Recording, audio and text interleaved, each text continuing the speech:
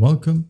In this video, I'll show you how to enable sensitive content or 18 plus contents here on Telegram. All right. As you can see here, I'm currently in the Telegram app and you won't be able to see sensitive content or 18 plus content here under settings. So what do we do?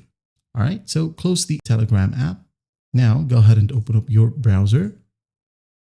In the URL box, type in web.telegram.org. Okay, once that's done, just hit on go, wait for it to load, and make sure to log in. Okay, once you're logged into your account, just go ahead over to the three horizontal lines, tap on it, tap on settings, scroll down, tap on privacy and security.